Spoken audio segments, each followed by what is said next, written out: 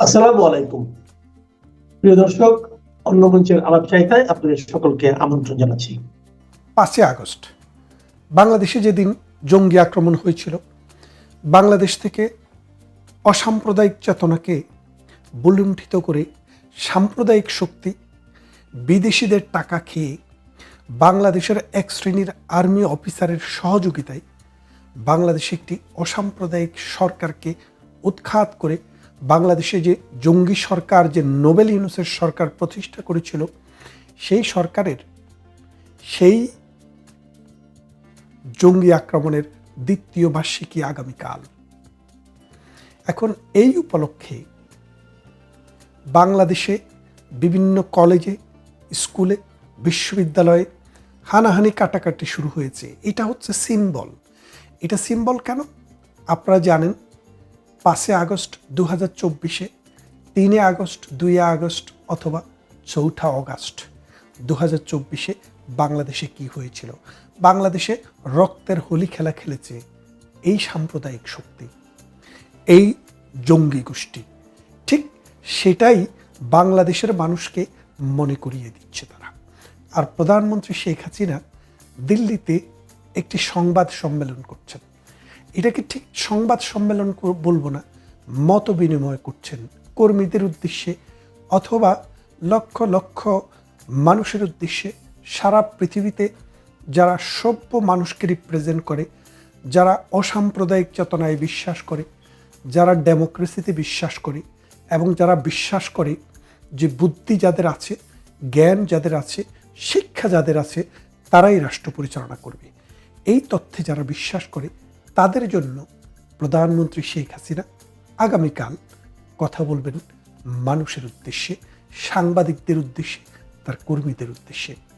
এখন তার এই কথা বলার যে দিনটি আগামীকাল ধার্য করা হলো, ঘটনাক্রমে অথবা উদ্দেশ্যমূলকভাবে সেটি 5 আগস্ট। আপনারা জানেন বাংলাদেশে এই 5 আগস্ট নয়, শুধু অগাস্টের 1 তারিখ থেকেই কিন্তু বাংলাদেশ আওয়ামী লীগ এটিকে শোকের মাস হিসেবে পালন করে। এই শোকের মাসে বঙ্গবন্ধু সহ 15ই আগস্টে যাদেরকে নির্মমভাবে হত্যা করা হয়েছে তাদের স্মৃতির প্রতি শ্রদ্ধা জানাই। 21 আগস্টে 2004 সালে এই তারেক জিয়ার নেতৃত্বে যে সরকার যখন ছিল, সেই তারেক জিয়ার নির্দেশে, বাবরের নির্দেশে, বাবরের সহযোগিতায় যে হামলা মৌলবাদী জঙ্গি গোষ্ঠীদেরকে দিয়ে করিয়েছিল 21 আগস্টে, সেদিনও 21 জন লোক একসাথে মারা গিয়েছিল। তাদেরও বিদায়ী আত্মার মাগফিরাত কামনা করি। এখন বিষয়টা হচ্ছে প্রধানমন্ত্রী শেখ হাসিনার আগামীকালের যে সমাবেশ, সম্মেলন বা সংবাদ সম্মেলন, বা আপনারা এটাকে যে নামেই দেন, আমি এটাকে কোনো নাম দিতে চাই না, আমি শুধু দিতে চাই প্রধানমন্ত্রী শেখ হাসিনা কথা বলবেন মানুষের উদ্দেশ্যে, সভ্য মানুষের উদ্দেশ্যে, মানবিক মানুষের উদ্দেশ্যে, অসাম্প্রদায়িক চেতনায় বিশ্বাস করে সেই মানুষের উদ্দেশ্যে, এবং 1971-এর মহান মুক্তিযুদ্ধের চেতনায় বিশ্বাস করে সেই উদ্দেশ্যে। খেয়াল করে দেখেন যে তিনি কথা বলবেন ঘোষণা হয়েছে কয়েকদিন আগে। এই যে 5 আগস্ট বা 36 জুলাই, এইসব নিয়ে বাংলাদেশে কোনো মাতামাতি নেই। অথচ প্রত্যেকটা পত্রিকা, প্রত্যেকটা নিউজ মিডিয়া, পত্রিকা, তারপরে টেলিভিশন, অনলাইন মিডিয়া এবং ছোট দল, বড় দল, শিশু দল, সবাই কিন্তু প্রধানমন্ত্রী শেখ হাসিনাকে নিয়েই কথা বলছে।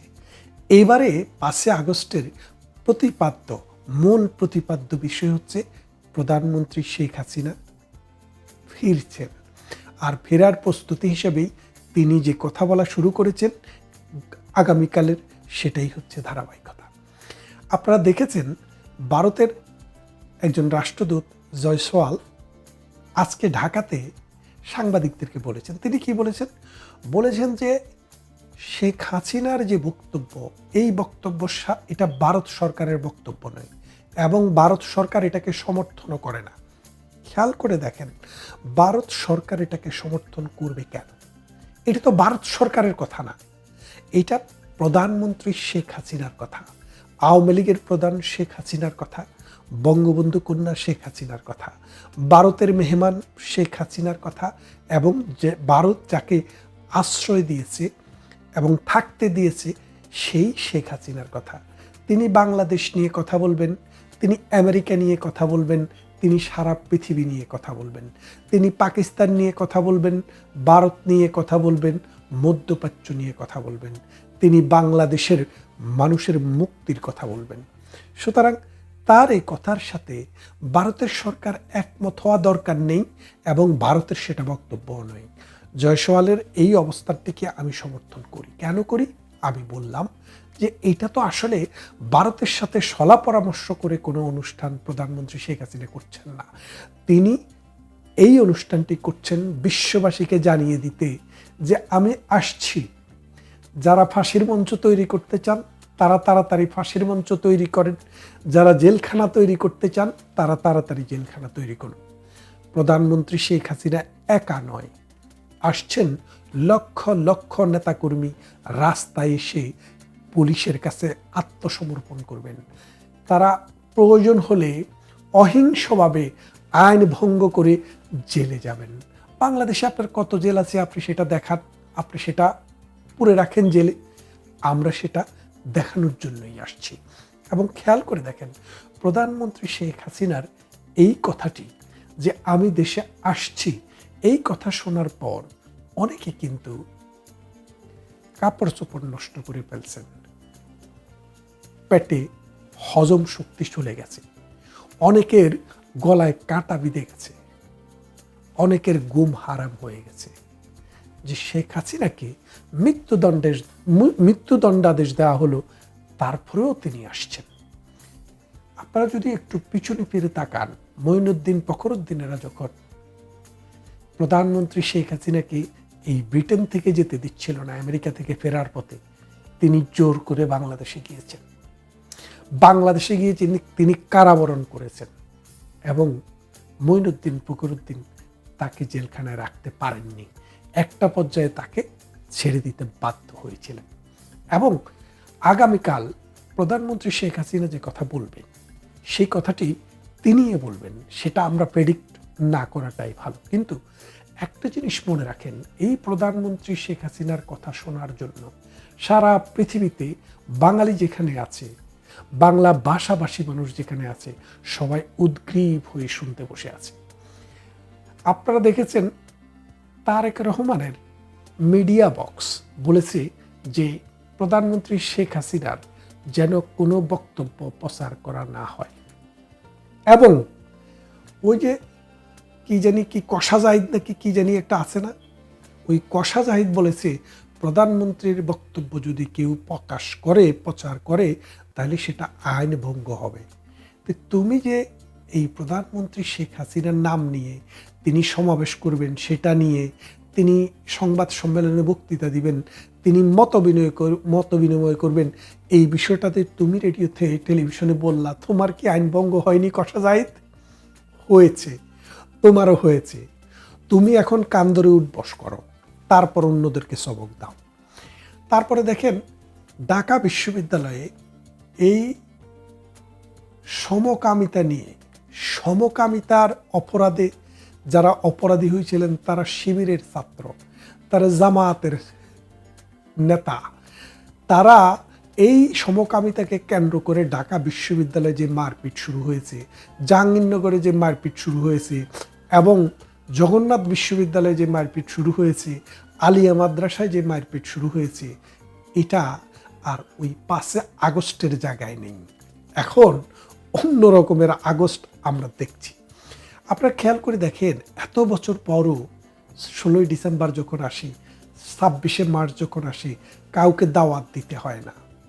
সাভারের স্মৃতিসৌধে 21শে ফেব্রুয়ারিতে এই শহীদ মিনারের বেদিতে এবং 26শে মার্চে সাভারের স্মৃতিসৌধে 16ই ডিসেম্বরে লক্ষ লক্ষ মানুষ, কেউ ফুলের তোড়া নিয়ে, কেউ একটি ফুল নিয়ে, কেউ ফুলের মালা নিয়ে ভোর রাতে কখন 12টা 1 মিনিটে দাঁড়িয়ে থাকে।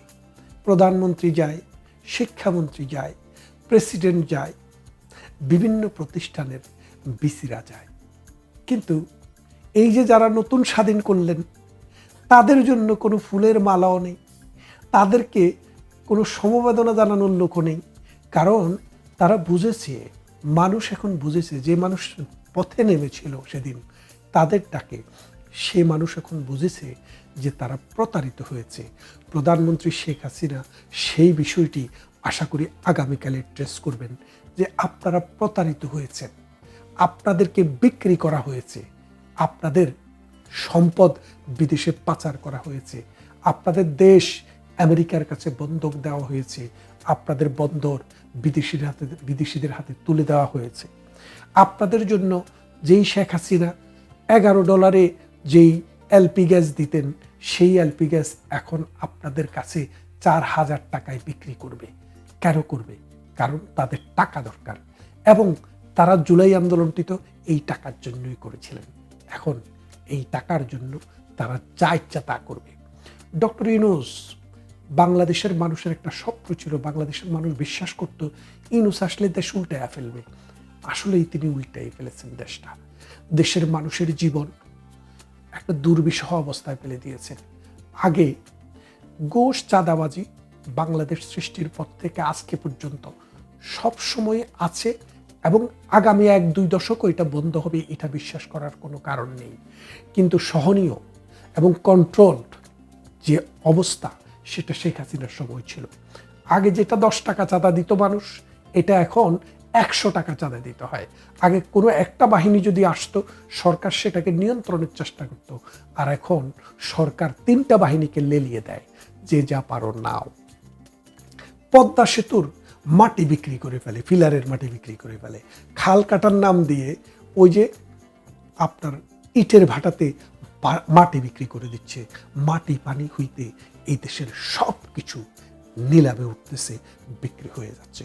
শেখ হাসিনা আশা করি সেটাই দেশ এবং জাতির উদ্দেশ্যে আগামীকাল বলবেন। আপনি শেখ হাসিনার বক্তব্যকে বন্ধ করতে চান রেডিওতে, টেলিভিশনে।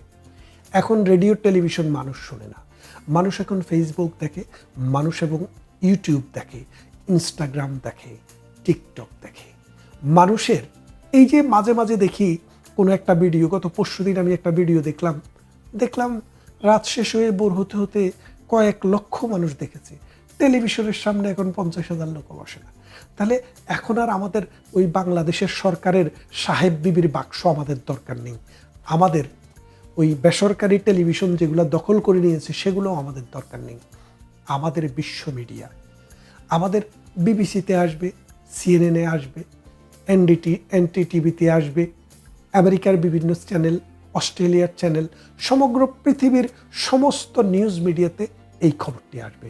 সুতরাং বাংলাদেশের মিডিয়াতে আসলো কি আসলো না, এটা নিয়ে আমরা এত উদ্গ্রীব না।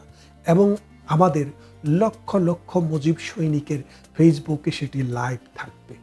সুতরাং আপনারা এটা নিয়ে চিন্তা করেন না কষা জায়েদ কি বলেছে, বরং এটা নিয়ে চিন্তা করেন এই দেশকে রক্ষা করতে হলে শেখ হাসিনাকে কিভাবে কত তাড়াতাড়ি প্রত্যাবর্তন করিয়ে এই দেশকে 71-এর যে মহান মুক্তিযুদ্ধের যে চেতনা, সেই চেতনার হাতে তুলে দেওয়া যায়।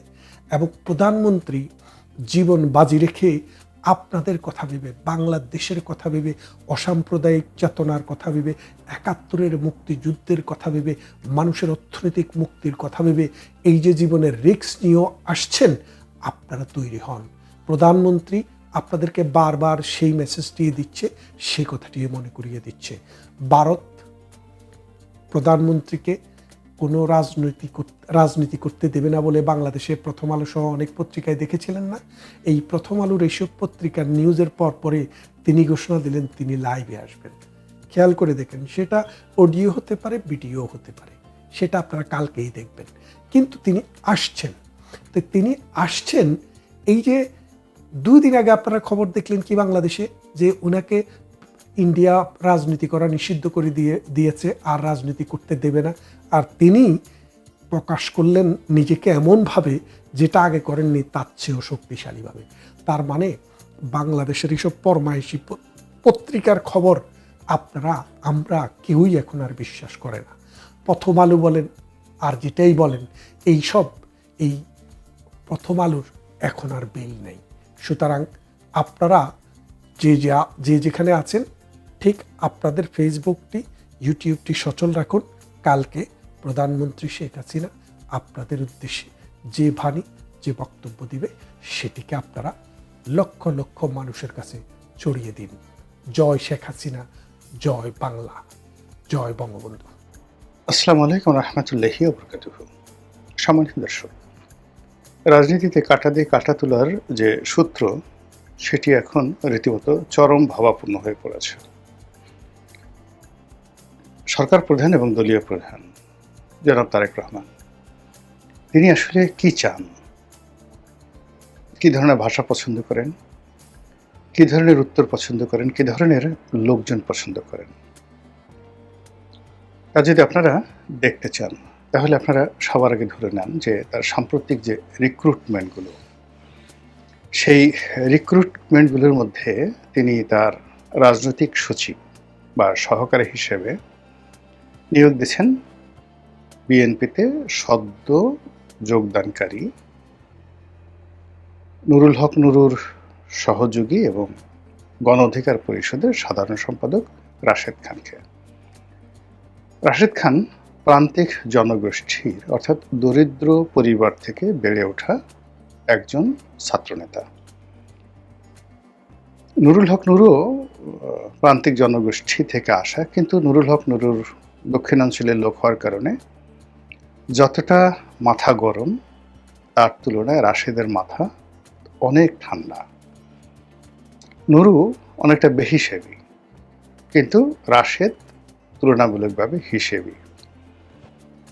নুরু অস্থির, আনপ্রেডিক্টেবল, কিন্তু রাশেদ ধারাবাহিকতা আছে, তার একটা প্রেডিক্টেবিলিটি আছে, আপনি তাকে অনুমান করতে পারবেন। তো সেই রাশেদকে জনাব তারেক রহমান সাহেব তার রাজনৈতিক সচিব বানিয়েছেন বা সহকারী বানিয়েছেন সচিবের মর্যাদায়। এটি যদি ধরেন এই পদের গুরুত্ব, সালাউদ্দিন কাদের চৌধুরী, তারপর হারিছ চৌধুরী, ওনারা যেভাবে বিএনপির জামানাতে বিএনপির রাজনৈতিক বিষয়াদি দেখতেন, একইভাবে সুরঞ্জিত সেনগুপ্ত, তারপর সাবের হোসেন চৌধুরী, ওনারা যেভাবে শেখ হাসিনার রাজনৈতিক বিষয়াদি দেখতেন, ঠিক সেই রকম এখন তারেক রহমান সাহেবের রাজনৈতিক যে বিষয়াদি, এগুলো দেখভাল করবেন, প্রতিপক্ষের বিরুদ্ধে কথা বলবেন, মুখপাত্র রূপে the man he is mister Rashed Khan. এই গেল এক। দুই নম্বর হলো যে তিনি খুব আদর করে, যত্ন করে, মানে তার দলের বাইরে যাদেরকে তিনি কাছাকাছি এনেছেন, তাদের মধ্যে এক নম্বর ধরেন জুনায়েদ সাকি, ববি হাজ্জাজ, নুরুল হক নুরু, ওনাদের মতো মানুষ। তো এই মানুষগুলো রাজনৈতিক অঙ্গনে তিনি মনে করেছেন যে তার দলের যে সকল ট্র্যাডিশনাল নেতৃত্ব রয়েছে, জাতীয়তাবাদী নেতৃত্ব রয়েছে, তাদের বাইরে এই লোকগুলোর সাহায্য তার দরকার। এখন এই লোকগুলো কি করে, ববি হাজ্জাজ কি করে, জুনায়েদ সাকি কি করে, তারপর নুরুল হক নুরু কি করে, এটা আপনারা মোরাললেস সবাই জানেন। এখন সেগুলো আপনি বা আমি যেভাবে দেখি না কেন, সেগুলো কিন্তু আসলে তারেক রহমান সাহেব প্রধানমন্ত্রী তার কাছে রত্নের মতো। এই মানুষগুলো জাস্ট লাইক এ জেমস। তিনি তাদেরকে সম্মানিত করেছেন, পদ দিয়েছেন, পদবি দিয়েছেন, এবং এখন দেখবেন যে রাষ্ট্রের অনেক গুরুত্বপূর্ণ বিষয় তারা সরকারের পক্ষে, সরকার প্রধানের পক্ষে তারা অ্যাড্রেস করছে জাতির কাছে। ও এর মধ্যে আর একজন আছে ডাক্তার জাহেদ, যিনি তথ্য মন্ত্রণালয় সংক্রান্ত সকল কিছুর রিপ্রেজেন্টেশন তার হাতে রয়েছে। আর লন্ডন থেকে তিনি যাদেরকে এনেছেন, এটা তার দলেরই লোক, তাদের নাম বললাম না, তারা সবাই যেমন সে মাহাদি আমিন, হুমায়ুন কবির, সানি, মানে যারা আসছেন লন্ডন থেকে, তারা সবাই তার কিচেন ক্যাবিনেটের সদস্য এবং তার প্রিয় ভাজন, এবং তারা বিভিন্ন সময় যাকে বলা হয় তারেক রহমান সাহেবের যে থিঙ্ক ট্যাঙ্ক, তার যে সেক্রেটারিয়াল জব, তার যে সিআরআই প্রচার প্রোপাগান্ডা থেকে শুরু করে, মানে লন্ডনে বসে তিনি যা কিছু করেছেন, ওটার সফলতা যদি আপনি দিতে চান তারেক রহমান সাহেবকে, তাহলে তারেক রহমান সাহেবের হ্যান্ডস বলতে যে লোকগুলো ছিল, এরা ছিল। তিনি তাদেরকে পছন্দ করেন। এর বাইরে খলিলুর রহমান সাহেব এখানে আসছেন, তিনি কিভাবে আসছেন, কেন আসছেন, এটা আলটিমেটলি আমার চিন্তার বাইরে। এক একজন এক এক ধরনের কথাবার্তা বলে, কিন্তু যে কোনো কারণেই হোক না কেন তিনি এখন পররাষ্ট্র মন্ত্রণালয় দেখছেন এবং এর গুরুত্বপূর্ণ বিষয়। এখন রাজনীতিতে যে প্রবলেমগুলো বর্তমানে দেখা দিয়েছে বা অতীতে কেন জনাব তারেক রহমান সাহেব তার দলের এত মানুষকে বাদ দিয়ে তিনি কেন পার্থ, তিনি কেন নুরু, তিনি কেন জুনায়েদ সাকি, রাশেদ, এই যে একটা গ্রুপ আছে, জেমস গ্রুপ, রত্নের একটা group, A group of James, তাদেরকে তিনি কাছে টেনে নিলেন। সামহাও তিনি তাদের সাথে এমন কিছু শেয়ার করতে পেরেছেন যেগুলো তিনি তার দলের নেতাকর্মীদের সঙ্গে শেয়ার করতে পারেননি, ইনক্লুডিং মি, আমার সঙ্গে শেয়ার করতে পারেননি। আমরা নিজেদেরকে যতই পণ্ডিত ভাবি না কেন, জ্ঞানীগুণী ভাবি না কেন, আসলে আমার নেতা বা আমাদের নেতা সেটাকে কতটা ওজন করেন, কতটা মূল্যায়ন করেন, তার উপর নির্ভর করে। এখন এখানে ধরেন শামসুজ্জামান দুদু, আসাদুজ্জামান রিপন, বরকতুল্লাহ ভুলু, তারপর শেষে রুহুল কুদ্দুস তালুকদার দুলু, আসাদুজ্জামান দুলু, এরকম আরও অনেকে আছেন। এই শহরে যারা দীর্ঘদিন ধরে রুহুল কবির রিজভী থেকে শুরু করে আরও ধরেন 1 ডজন, সে হাবিবুন নবী খান সোহেল বলেন, এমনকি যে শহীদুল ইসলাম বাবুল, কৃষক লীগের নেতা, এরকম যারা আছেন, যারা রাজপথে খুবই সরব ছিলেন, অনেকগুলো মামলা মোকদ্দমা খেয়েছেন, কিন্তু সামহাও যে তাদের সঙ্গে নেতার যে সম্পর্ক, এমনকি নয়নের কথা ধরি, নয়নের কথা চিন্তা করেন, যুবদলের নয়ন। তো মূল ব্যাপার হলো যে নেতার কাছে মনে হয়েছে যে তিনি এই তার দলের যে সমস্ত লোকজন আছে তাদের চাইতে অন্য যে গ্রুপটি আছে, পার্থ, সাকি, ববি, রাশেদ, নুরু, তাদের সঙ্গে তার অ্যাডাপশনটা, যোগাযোগ, কথাবার্তা মোর ফ্রেন্ডলি। তারা নেতার ইঙ্গিত বুঝেন, কথা বুঝেন। এটাই মানে এই সময়টাতে পুরস্কার দেখে বোঝা যাচ্ছে যে নেতা তাদেরকে পছন্দ করেন। এখন নেতা তাদেরকে কেন পছন্দ করেন, কি পছন্দ করেন, এটা বোঝার জন্য আপনাকে শেখ হাসিনার জামানাতে ফিরে যেতে হবে। শেখ হাসিনা খুব অকথ্য, অশ্লীল এবং অশ্রাব্য ভাষায় গালাগাল করতেন তারেক রহমান সাহেবকে। তার এগেনস্টে মির্জা ফখরুল সাহেব খুব প্রমিত বাংলায়, তারপর শান্তিপুরী বাংলায় ধীরে সুস্থে তিনি রাজনৈতিক ভাষা ব্যবহার করে নম্র, ভদ্র, অনেকটা সেই শান্তিনিকেতনী চরিত্রে শেখ হাসিনাকে জবাব দিতেন। আর মাঝে মধ্যে তিনি জেল খাটতেন ময়লার গাড়িতে আগুন লাগানোর ওসিলায়। তো এইভাবে অনেকেই বিএনপির যারা নেতৃবৃন্দ রয়েছেন, তারা কেউ শান্তিপুরী, কেউ কলকাতার ভাষায়, কেউ যাকে বলা হয় শান্তিনিকেতনের ভাষায় এভাবে কথাবার্তা বলতেন। এটা নেতা চাইতেন না। নেতা চাইতেন শেখ হাসিনা যেভাবে বলছে ঠিক সেভাবে তার একটা উত্তর দেওয়া আছে, এবং সেই উত্তরগুলো সে নুরুর মুখ দিয়ে শুনত, এজন্য তিনি নুরুকে ভালোবাসতেন। আবার ধরুন এই যে ক্ষমতায় আসার পর এখন তাকে নিয়ে, তার পরিবারকে নিয়ে যে সমস্ত নোংরা খেলাধুলা হচ্ছে, যে ধরনের কথাবার্তা বলা হচ্ছে দলের পক্ষ থেকে, সত্যিকার তো ওইরকম নেতা যা চায়, নেতা যেভাবে এক্সপেক্ট করে, ওইরকম না কোনো মুগুর, না কোনো মানে যাকে বলা হয় কাউন্টার জবাব, এরকম কিছু হচ্ছে না। দলের কোনো লোক ওইভাবে পারছে না। ফলে কি হলো, নেতাকে নির্ভর করতে হলো আসলে রাশেদের উপর। রাশেদ যে ম্যান যে জামাতে ঘুম হারাম করে দিয়েছে, রাশেদ যে ম্যান যে নাসিরউদ্দিন পাটোয়ারি থেকে শুরু করে যারা এনসিপির যারা কর্তা ব্যক্তি রয়েছেন তাদের সকলের ঘুম হারাম করে দিয়েছেন জবান দ্বারা। এবং এই কাজটি তিনি পদপদবি পাওয়ার আগেই তিনি এই কাজটি করেছেন, যদিও তার প্রতিপক্ষ সবাই তাকে পা চাটা, জুতো চাটা, চেটে চেটে এটা হয়েছে। এতে আসলে কিছু আসে যায় না। মূল ব্যাপার হলো সে সফল হয়েছে, সে একটা সচিবের পদমর্যাদায় নিয়োগ লাভ করেছে এবং নিয়োগ লাভ করে তার যারা প্রতিপক্ষ তাদের সবার পশ্চাৎ দেশে আগুন লাগিয়ে দিয়েছে।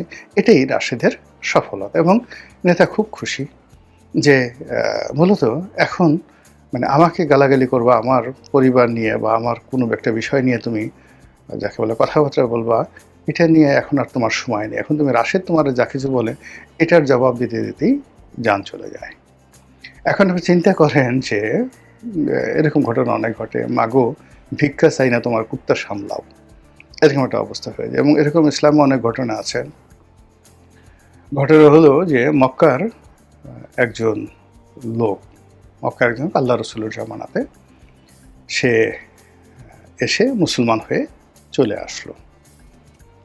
মুসলমান হয়ে মদিনাতে চলে আসলো। তখন মক্কার সাথে মদিনার যে চুক্তি ছিল সেই চুক্তি অনুযায়ী, হুদায়বিয়ার চুক্তি অনুযায়ী এরকম ছিল যে যদি কোনো মক্কা থেকে কোনো লোক মদিনায় এসে ইসলাম গ্রহণ করে তাকে ফেরত দিতে হবে, কিন্তু মদিনা থেকে কেউ যদি মক্কাতে গিয়ে ইসলাম ত্যাগ করে তাহলে তাকে ফেরত দেবে না। আল্লাহ রাসূল রাজি হলেন। সব সাহাবীরা গালাগালি নাউজুবিল্লাহ মিন যালিক, সব সাহাবীরা বলল এটা কি হলো, এটা কি হলো। তো আল্লাহ রাসূল বলেন যে অপেক্ষা করো।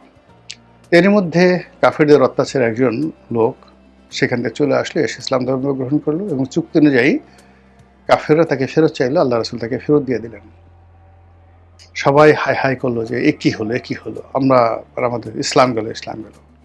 তো সেই লোক সেই করলো কি, মক্কাতে তাকে ধরে নিয়ে গেল এবং সে মক্কা থেকে কয়েকদিন থাকার পর পালিয়ে এলে মাঝপথে থেকে মক্কা এবং মদিনার মাঝপথে একটা নিরপেক্ষ জায়গায় থেকে একটা গ্রুপ তৈরি করলো। গ্রুপ তৈরি করে এমন ডাকাতি, এমন যন্ত্রণা, এমন মানে যাকে বলা হয় শুরু করলো, মক্কার কাফেররা তছনছ হয়ে গেল।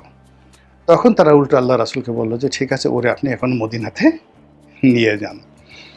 এরকম অনেক কিছু ঘটনা ঘটে। এখন রাজনীতিতেও কাঠা দিয়ে কাঠা তোলা। এখানে আমরা বিভিন্ন সময় সন্দেহ করতাম যে জামাতের A team, B team, C team আছে, A team, B team, C team আছে এবং এখানে সেই বৈষম্য বিরোধী আন্দোলন প্রথম থেকে, সেটা নুরুর রাশেদের নেতৃত্বে করার প্রথম থেকে এখানে সবাই ধারণা করত বা সন্দেহ করতো যে এর পেছনে জামাতের সমর্থন আছে, এর পেছনে জামাতের বিনিয়োগ আছে, এর পেছনে ছাত্রলীগের একটা বিরাট গ্রুপ, মানে যারা এখানে দুটো গ্রুপ।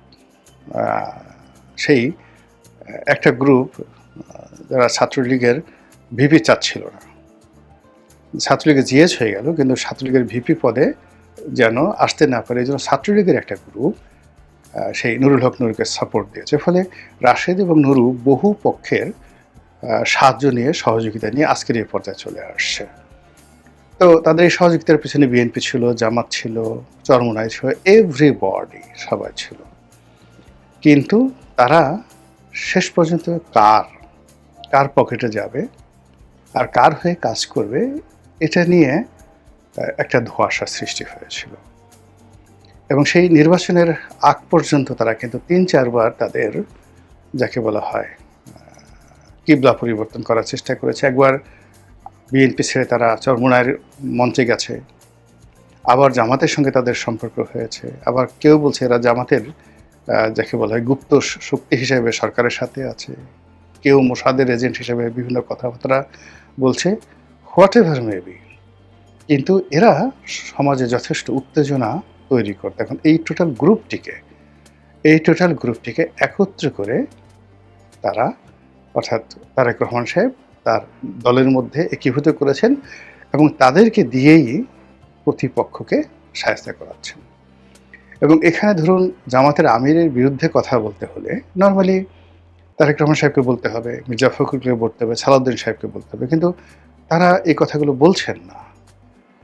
তাদের বিরুদ্ধে এখন কথা বলছেন রাশেদ, আর সেই রাশেদের কথাই কর্নেল অলি বলেন, তারপর জামাতের আমির বলেন, এনসিপির নাহিদ ইসলাম, হাসনাত আবদুল্লাহ, সার্জিস, সব কিছু এলোমেলো হয়ে যাচ্ছে এবং সবাই ইয়ানফসি করছে। আর মুস্কি জনাব তারেক রহমান সাহেব প্রধানমন্ত্রী, তিনি হাসাহাসি করছেন যে আমার বিরুদ্ধে যেভাবে নাসিরুদ্দিন পাটোয়ারিকে লাগিয়ে দিয়েছিল, আমার বিরুদ্ধে যেভাবে এনসিপির তরুণ যারা নেতৃবৃন্দ লাগিয়ে দিয়েছে, আমার বিরুদ্ধে যেমন বুয়েটে 1, 2, 3, 4 তারেক রহমানের ঢ্যাসমার, টিনের ছেলে কাউয়া, তারেক আমার ঢাউয়া, এই ধরনের কথাবার্তা যারা বলছিল, এখন তারা রাশেদ সামলাও, নুরু সামলাও, অন্যান্য সামলাও, এবং আগামী দিনে এগুলো মানে এই রাশেদকে অনুকরণ করে রাশেদের সফলতা দেখে যখন নয়নদের মতো, যুবদলের নয়নদের মতো তরুণ তুর্কিরা তারা যখন রাস্তায় নেমে আসবে এবং এই ভাষায় কথাবার্তা বলা শুরু করবে, এবং তারা যখন বিভিন্ন জায়গাতে জামাতের লোকজনকে উদ্দেশ্য করে 1, 2, 3, 4 এগুলো বলা শুরু করবে, যেভাবে জামাতের ধর্ষণ, জামাতের বলাৎকার, জামাতের সমকামিতা, সেইগুলো নিয়ে বিশ্ববিদ্যালয়গুলো যাকে বলা হয় উত্তাল হয়ে পড়েছে। এখন এই বিষয়গুলো নিয়ে তো মির্জা ফখরুল প্রকৃত বাংলায় বলতে পারবেন না, বড় যে তার মেয়ের জামাই ফাহাম আব্দুল সালাম, সে হয়তো অর্ধেক বাংলা অর্ধেক ইংরেজি মিলে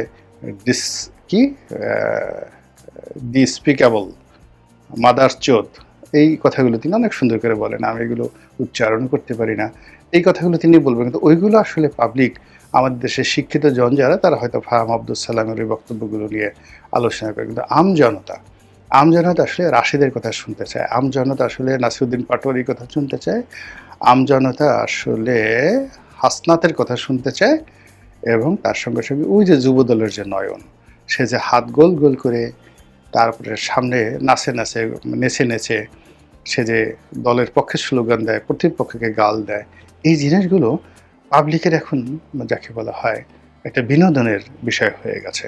তো কাজেই এই যে রাজনীতিটা এখন যাদের হাতে এসে গেছে, যে পর্যায়ে এসে গেছে, এদের সঙ্গে যদি টিকতে হয় তাহলে কর্নেল ওলি সরাসরি রাশেদকে না সমালোচনা করলে হবে না, জামাতের আমির রাশেদকে না সমালোচনা করতে হবে না, এদের জন্য মানে যারা আসছে এখন, এটা শুরুটা হয়েছে কিন্তু ইল্লু পিঙ্কুকে দ্বারা, জামাতের বট বাহিনী দ্বারা ইল্লু পিঙ্কুকে দ্বারা শুরুটা করেছে জামাত।